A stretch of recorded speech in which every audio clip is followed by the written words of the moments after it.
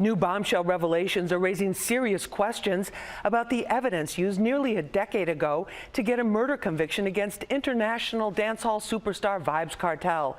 And it's adding fuel to his fight for freedom.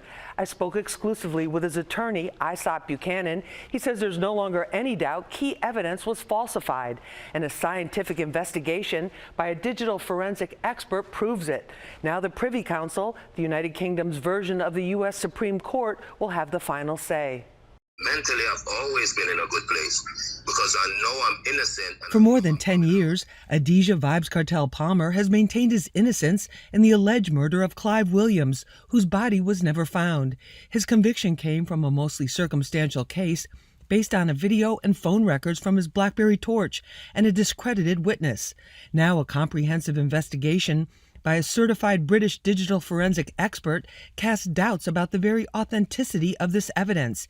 In short, he found it didn't match up with the scientific reality. So when there is a gap between the footprint, for instance, the video didn't have any GPS on it, and all other videos on the phone had GPS, had the metadata and the epoch times in sequence. In his detailed report, digital forensic expert David John Martin Woodgate found that the video prosecutors claim put Palmer at the scene of the crime also had a timestamp that was different from the inalterable embed time.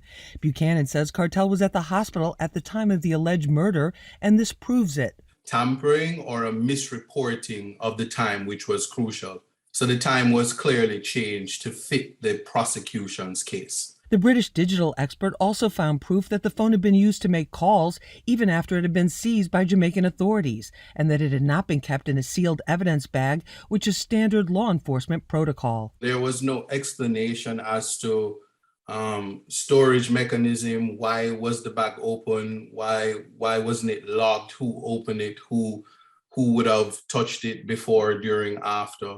All of that. So those concerns were raised by the expert. Attorney Buchanan says the report helped convince the United Kingdom's highest court, the Privy Council, to review Kartel's appeal. They will have the final say on whether he is vindicated or must remain behind bars. I'm very happy and optimistic about being before the Privy Council. It is the final court, and justice is for all. No one from the Jamaican court system can comment on this since the entire matter is now before the Privy Council. Attorney Buchanan says he's prepared to go to London to make the case for Kartel's freedom in person, which he's expecting to do early next year. In his words, the defense never rests. I'm Lisa Evers, Fox 5 News.